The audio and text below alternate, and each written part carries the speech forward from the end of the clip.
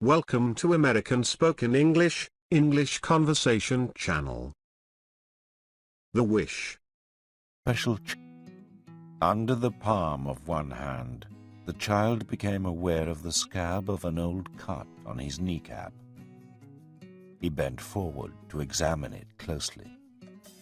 A scab was always a fascinating thing.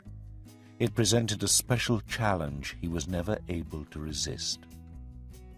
Yes, he thought, I will pick it off, even if it isn't ready, even if the middle of it sticks, even if it hurts like anything.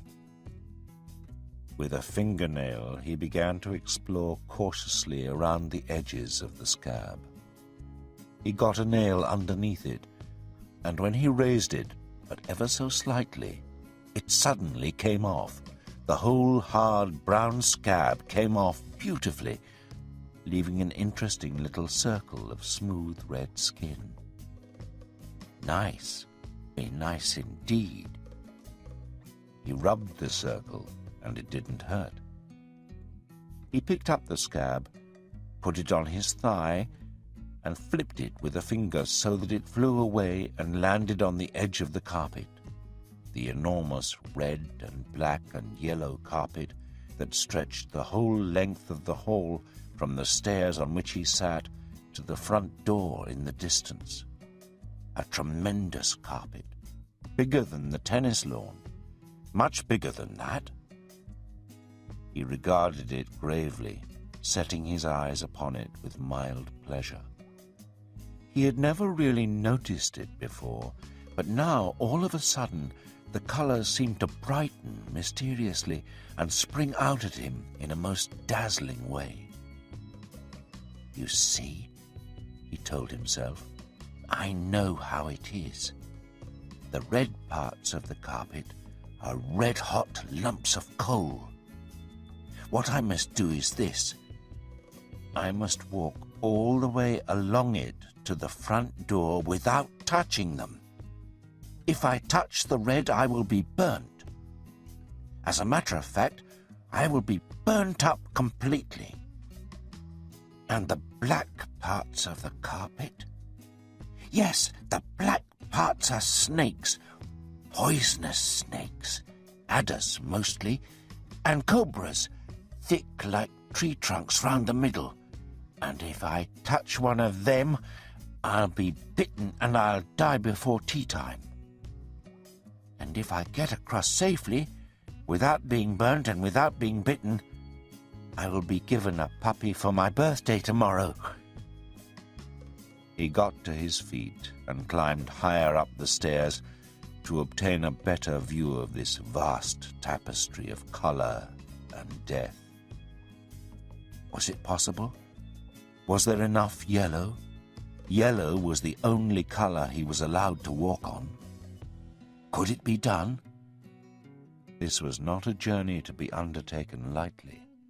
The risks were far too great for that.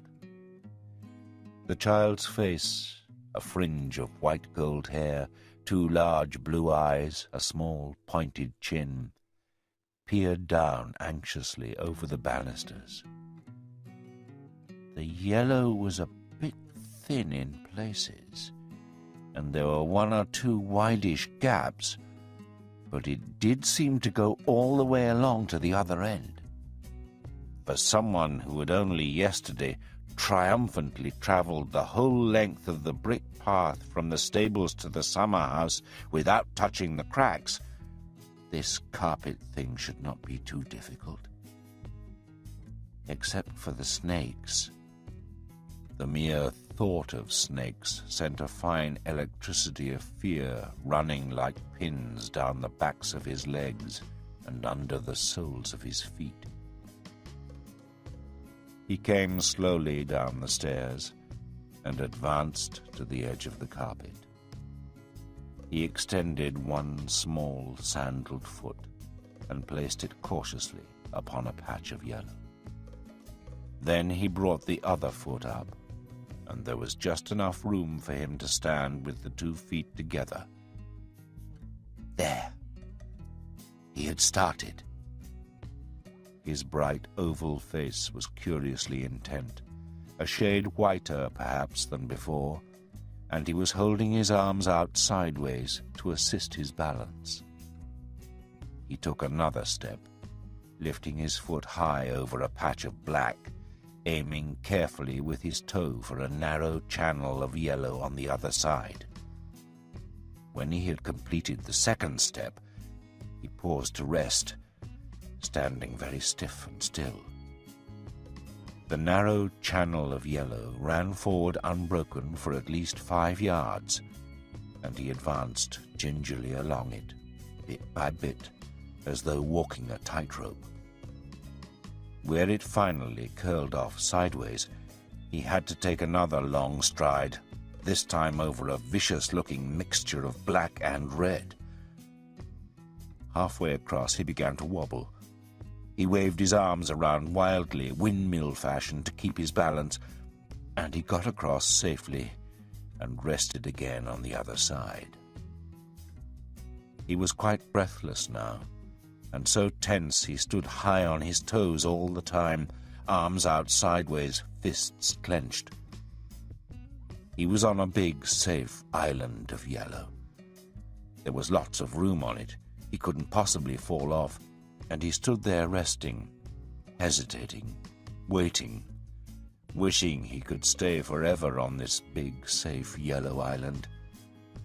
But the fear of not getting the puppy compelled him to go on. Step by step, he edged further ahead, and between each one he paused to decide exactly where he should put his foot. Once he had a choice of ways, either to left or right, and he chose the left because although it seemed the more difficult, there was not so much black in that direction. The black was what had made him nervous.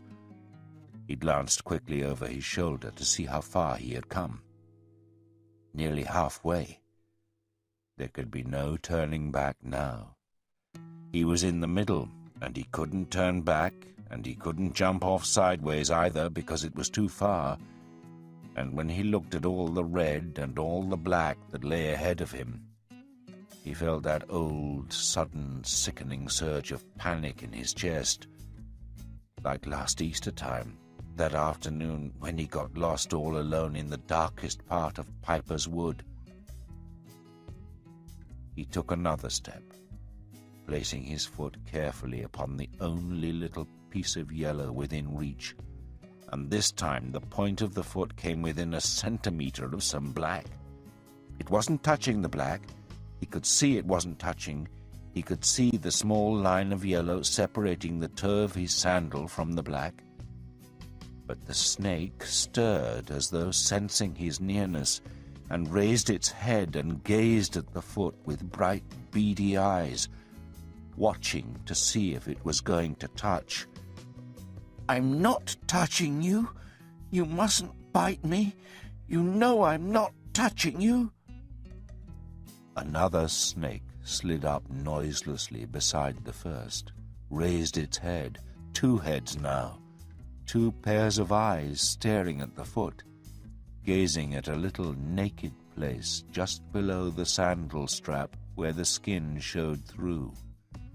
The child went high up on his toes and stayed there, frozen stiff with terror.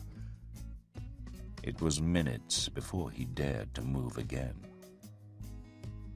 The next step would have to be a really long one. There was this deep, curling river of black that ran clear across the width of the carpet, and he was forced by his position to cross it at its widest part. He thought first of trying to jump it, but decided he couldn't be sure of landing accurately on the narrow band of yellow on the other side. He took a deep breath, lifted one foot, and inch by inch he pushed it out in front of him, far, far out, then down and down, until at last the tip of his sandal was across and resting safely on the edge of the yellow. He leaned forward, transferring his weight to his front foot. Then he tried to bring the back foot up as well. He strained and pulled and jerked his body, but the legs were too wide apart and he couldn't make it. He tried to get back again. He couldn't do that either. He was doing the splits and he was properly stuck. He glanced down and saw this deep, curling river of black underneath him. Parts of it were stirring now, and uncoiling and beginning to shine with a dreadfully oily glister. He wobbled, waved his arms frantically to keep his balance, but that seemed to make it worse. He was starting to go over. He was going over to the right.